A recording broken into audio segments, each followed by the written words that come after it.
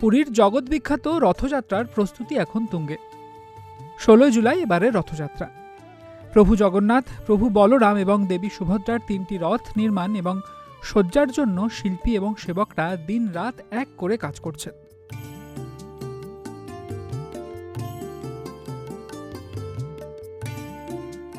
এদিকে কলকাতার central অ্যাভিনিউয়ের Ramesh Dutta lane অর্থাৎ ডোমপাড়ার শিল্পীদের মধ্যেও ব্যস্ততা এখন জোরদার।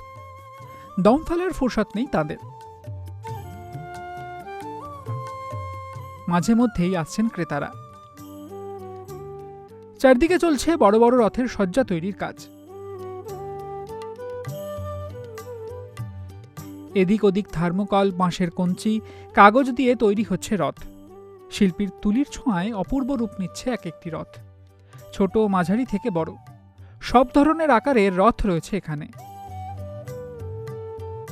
রথ বানিয়ে কেমন লাভ হয়, কি বলছেন শিল্পী? রথের দামই বা কত?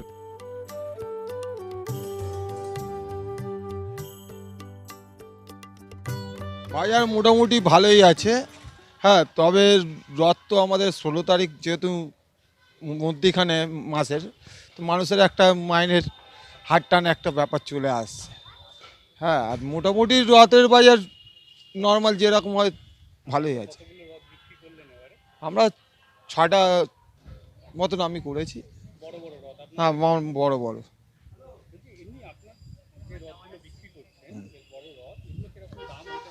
বড় রথ সাইজ অনুযায়ী দাম আছে, 10,000, 15,000। হ্যাঁ, এইটা যেমন আছে, এটা আছে আপনার 6 ফুট, ঠিক আছে। আবার এইদিকে আছে 9,000 টাকা, 8,000 টাকা, ছোট বড় সব মিলানো আছে। আর 3,000 টাকা থেকে ছোট রথ স্টার্টিং। হ্যাঁ,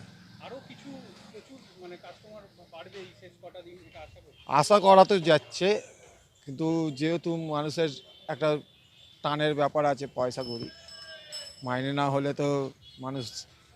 হ্যাঁ, আর বাচ্চাদের রথ হচ্ছে বাচ্চাদের জন্য, যার কারণে রথে আমরা মানে ম্যাক্সিমাম যেটা খরচা তার থেকে হয়তো একটু সামান্য।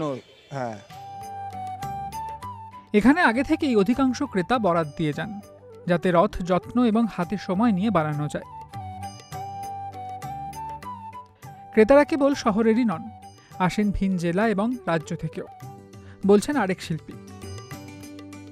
এবারে একটু ভালো আছে, এখনও তো রথ ফেস্টিভ্যালটা বাকি আছে। মোটামুটি এখনও 3-4 দিন আমাদের হাতে সময় আছে। এবার অনেকে রথ নিয়ে যাওয়া শুরু করে দিয়েছে, বুঝছেন, কারণ নেক্সট বারে ফিরে গেছে। ওই জন্যে এবারে যাচ্ছে কেন লোক, যদি আগে থেকে যায় তাহলে আমি মনের মতো আরও রথ পাবো। মানে কাজের উপর ডিপেন্ড তো আমাদের। এবার আমরা আগে থেকে করেছি, এবার কিছু অর্ডারও আসছে।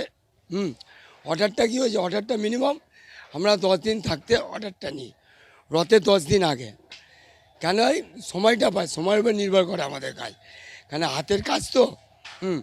এবার আমি যদি 2 দিন আগে কাজ করি, ওই 2 দিন আগে কাজটা সেরকম পদ্ধতি দাঁড়াবে। এবার 10 দিন আগে যদি কাজটা করি, তার ডেভেলপটা আলাদা হবে। এইটা হচ্ছে ডিফারেন্স। এইখান থেকে একটা বেতের রথ গেল, খড়গপুর গেল, 3টে রথ কন্ট্যাক্ট করে নিয়ে গেল খড়গপুর।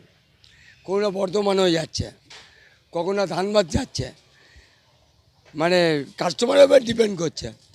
কোনো কলকাতায় তো আছেই, যেমনি এই রথটা হচ্ছে পুরীর স্টাইলের কাপড়ের, যে আমাদের পুরীতে যে রথ বেরোয় কাপড়ের যে চূড়োটা হয়, ওই স্টাইলটা আমরা রেখে দিয়েছি, কিন্তু পিলারগুলো কাঠের দিয়ে। এই লক্ষ্মী লাভের সুযোগ হাতছাড়া করতে চান না শিল্পীরা।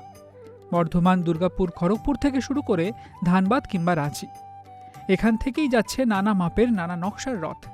সে রথ যত সুন্দর, তত নজর কাড়া তার নকশা।